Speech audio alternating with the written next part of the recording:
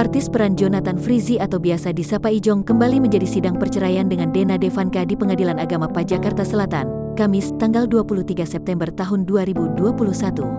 Sidang yang beragendakan mediasi ini dihadiri oleh Jonathan Frizzy dan Dena Devanka.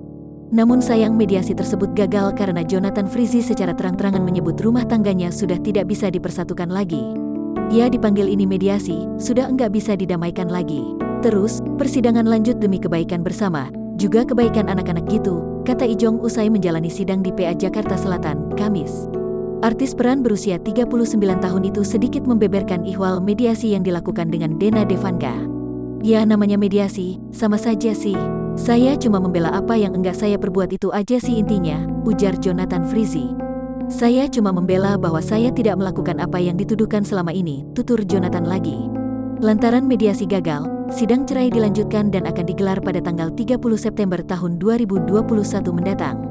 Dan sesuai kata Ijong bahwa prinsipnya tidak bisa dipersatukan lagi. Itulah nanti tanggal 30 ketemu lagi, ungkap kuasa hukum Ijong, Sinarta Bangun.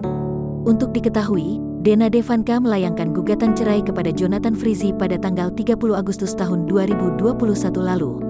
Jonathan Frizzy menikah dengan Dena Devanka dalam sebuah prosesi pemberkatan pernikahan pada tanggal 27 Mei tahun 2012. Dari pernikahan tersebut, Jonathan Frizzy dan Dena Devanka dikaruniai 3 orang anak.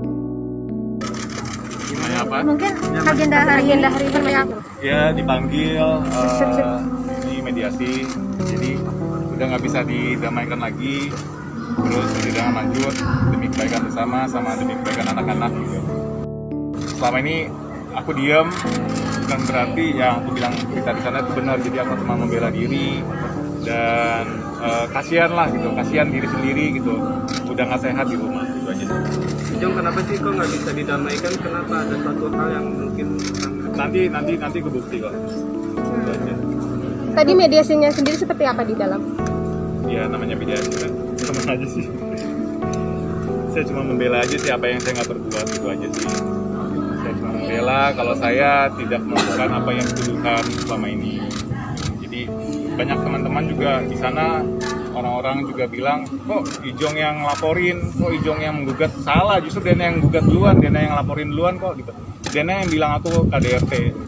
Nanti ada bukti-buktinya kok, begitu aku kasih lihat bukti-buktinya pasti kalian semua pasti pada percaya, itu aja sih. Mungkin percekcokan yang sudah tidak sehat lagi di rumah tadi yang disebutkan itu udah berapa lama sih, Ijong?